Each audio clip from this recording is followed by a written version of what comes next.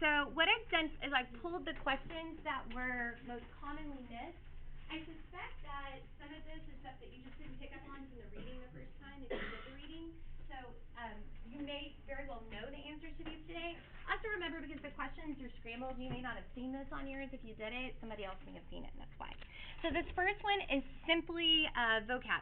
So it's a privilege that refers to the free use of mail enjoyed by members of Congress. Do you remember what this is called? Okay, let's all say it together really loud. Franking privilege. I showed you an example of this when I met with you at the table. I showed you where Sam Johnson's signature was.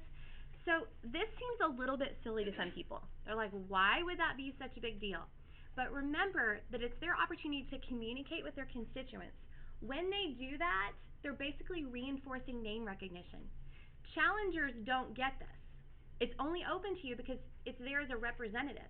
But because we're on that perpetual campaign cycle, it gives incumbents a significant advantage, okay? Now, how many of you never look in your mail? Like, you never look in the mailbox? Like, you personally get your mail? Or do your parents get it? Y'all get it? Look at that. Okay, so a lot of people say because we communicate electronically so much more that this isn't that important. But remember, who are the most likely voters? Young people, old people? Middle-aged, whatever. Okay, so old people are also more likely to still kind of use snail mail, you know, to kind of like pay attention to that sort of thing. Okay. All right, so franking privilege for sure. Right. There were several questions that were on there that were related to the power structure of our Congress. So real quick, I'm going to go to this next image, and then we're going to go back to this. Okay, so rather than go over every question, I wanted to talk to you just about the leadership in our Congress, because it's super crazy, okay? So remember, leadership is obviously very important because there's so many people. Establishing one of those positions will certainly allow you to elevate your influence. This side right here is the House of Representatives. The Speaker of the House comes from the majority party. Remember, that person's not in charge in the sense that they can dictate what the whole Congress does, but they do provide direction for the House of Representatives. They do set the tone. They do help to appoint members to committee. They serve as a member on the Rules Committee. So they're really influential in that sense, and they come from the majority party.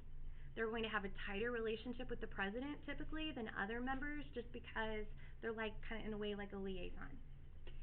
Then we have a majority leader and a minority leader. Those people are chosen from their respective parties. They're considered the highest ranking. This job is way more partisan. Like Paul Ryan, your Speaker of the House, his job is to try to build consensus and bring those parts together. Like if he's too far right-leaning, then he's going to alienate the Democrats in the Congress, and sometimes he needs to bring them together to have some kind of agreement. So Paul Ryan used to be the majority leader. When he became Speaker, I will tell you, like, his tone became more moderated. Like, he just became a little bit more like, okay, let's look at this rationally. And maybe that's where he just came to, or maybe that's because of his position. I can't say for sure. Many times it's a stepping stone. Like, many times the majority leader becomes a speaker, or the minority leader becomes a speaker, just depending on the membership. Okay? Then you have somebody in both chambers called a whip. That's exactly what it sounds like. The whip is the person that is supposed to hold the party line. They're cracking the whip. So they try to make sure that members show up to vote. They try to make sure that they vote party line. Doesn't mean they can, but their job is to try to really control that. For those of you that are House of Cards fans, in the very beginning, Frank Underwood was the whip. So if you think about, for those of you that know that, the kind of power that he exuded in the beginning, I mean, his was obviously really dirty and nasty, and hopefully they're not really like that, but that's what the whip is doing. Okay, so it goes speaker, leader, and then whip. Then we have a chair for every committee. The chair always comes from the majority party, and it is typically the most senior person from the majority party. Seniority is not a guarantee, it's just a practice that we've had. We haven't always done it, so it's not like this is written down and it says, well, the most senior person will become. It's based on tradition and based on what the leadership chooses to do. Okay? On the committee too, then you're also going to have a ranking member. So like right now, if you look at the House Ways and Means Committee, we have a Republican that's the majority, but we have a person who's the highest ranking Democrat. That should next week the Democrats get control, that person will become it'll just flip, and that ranking member will then become the majority leader. So next week is as important to the Congress as it is to the executive branch, because it will determine who's in charge. Questions about the House? Okay. The Senate is weirder. I'm sorry. Okay? So here we go.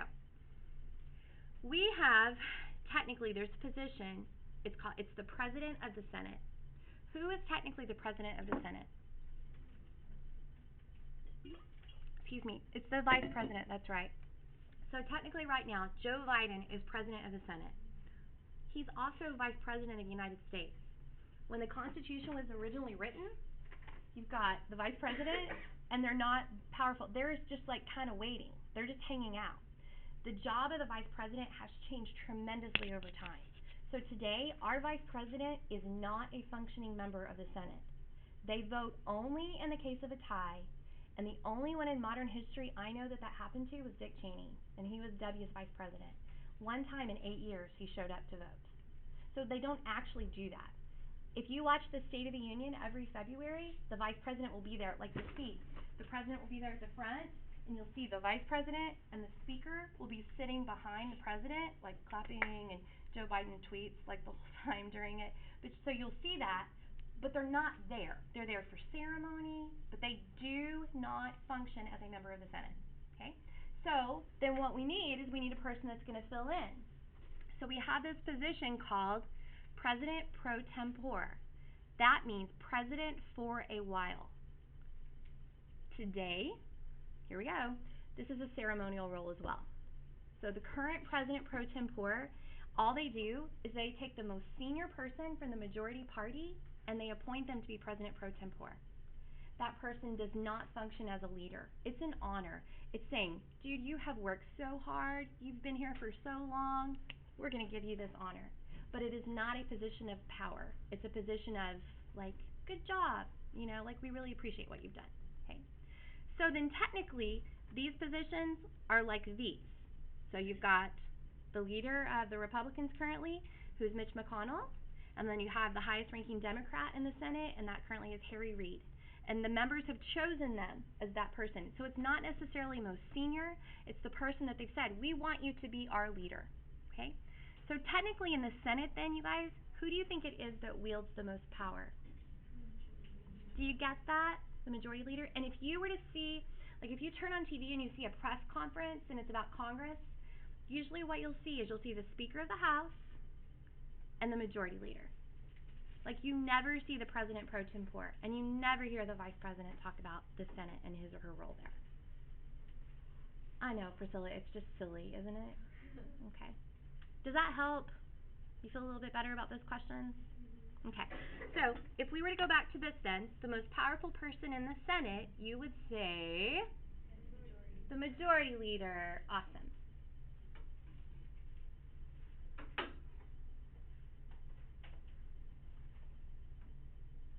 All right. So next question that was commonly missed. This says, Congressional standing committees are best described as. So we got to think about the different kinds of committees that exist. Standing committees, if it's standing, that means it's always there. So that means it's permanent. They have jurisdiction over a particular topic. You have a House Education Committee. You have a Foreign Relations Committee. You have a Committee on Indian Affairs. You have a committee on Veterans Affairs. You have a Justice Committee. I mean, I could go on and on and on. So what would be the right answer there? E, permanent subject matter committees. Committees that are created for each session, that's just made up.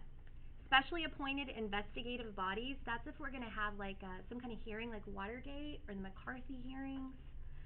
Joint committees of the two houses, we do have joint committees, but the joint committees usually handle like administrative stuff. Like there's a joint committee on on printing. There's a joint committee on the Congressional Library. My understanding is they're not like policymakers, it's the business of Congress and how we run the Capitol building. Advisory staff agencies is made up, right? Like that's not a thing, okay? So they're permanent subject matter committees. All right, when it comes to the debate of a bill, the House Blank Committee has the greatest influence. What is the most important committee in the House of Representatives? Okay, I'm so glad y'all said that, okay? The House Ways and Means Committee is crazy important because of taxation. But if we talk about every bill that's out there, there is one committee that touches every single bill in the House of Representatives. And that committee is called the Rules Committee. Okay? Next class, you guys are actually going to have a Rules Committee, so you'll see the power in action. But the nickname for the Rules Committee, they call him a traffic cop. So if you think about the power that a traffic cop wields, I'm driving down Rollator, sometimes they might stop me, sometimes they might not stop me. They get to decide. There are rules created, but they get to decide how they're going to be enforced. Because the House of Representatives has more strict observance of the rules of Congress, and because they're larger, so they have more time constraints, the Rules Committee was created to set the rules of debate. So if you imagine, like if that group of boys back there, and if they are the House Agriculture Committee, and let's say that they've passed a bill about farm subsidies, that bill then, you're up here, you're the Rules Committee, that bill comes to you, and then you're going to create the rules for debate. When are we going to debate this bill on the floor? How often are people going to talk? Are you going to allow amendments on the floor? Are you going to allow us to add things that have no relevance, that are non-germane? I know that just sounds like rules and it doesn't sound like a big deal, but if you girls don't like them, then that bill will never get debated. Our Rules Committee is very partisan. So truthfully, if the Rules Committee does not want a bill to get debated, it will not make it to the floor. They'll just keep pushing it back on the calendar till we get to the end of the session. And like I said, it is controlled 2-1 by the majority party. So there are currently 9 Republicans and 4 Democrats on that committee. So it's massive. The Senate does not have an equivalent. They have a steering committee, but they don't wield power like the Rules Committee is. Okay? So the most important committee in the House is the Rules Committee. Awesome. Okay, here we go. Blank is the process of allocating congressional seats to each state according to the proportion of the population. Okay, so let's go through what these mean. Delegation was made up. Gerrymandering is when we draw those districts to try to achieve some goal. Like you try to make it Republican or make it Democrat based on where people are living and how they're voting. Appropriations means spending. So it's either got to be redistricting or reapportionment, and it's a fine line about the difference, okay? So the girl that I've made cold, you said reapportionment is the right word, right? You're absolutely right. What is the difference in reapportionment and redistricting? Redistricting, I think it was like making a new area, kind of like gerrymandering, I think. Good. So the process goes, we have a census, populations have shifted, so now we're going to reapportion or reallocate seats. In 2000, from 2000 to 2010, Texas had 32 seats in the House of Representatives. Based on the 2010 census, we now have 36 seats. So we were reallocated. There were 4 seats that were taken from some state and they were given to us. So then our state legislature has the task of redistricting. So they take those, they can't just take a district and split it in half. They have to take and they have to meet those guidelines. So they take the districts and they have to figure out a way to take it from 32 to 36. Like we have, where we live right now, there are like 10 congressional districts within like a 100-mile radius because we're super populous. And then if you got to West Texas, there's 1 district because the population is small out there and it's really spread out. So you have to figure out how to make them all about the same. When you do that to some political end, which Texas most certainly is gerrymandered, then you're trying to draw it to achieve some kind of goal. For example, if I asked you, what would you say the political culture of Austin is? Liberal, conservative? Okay, liberal by Texas standards for sure, right? Especially like Austin proper. There are 6 people in the House of Representatives that represent a portion of Austin. Every single one of them is Republican. Every single one of them lives in the suburbs because what they've done is they've taken Austin and they've taken like urban Austin and they've lumped it with the suburbs. So you have a portion of central Austin and then a portion of Round Rock. And then you're here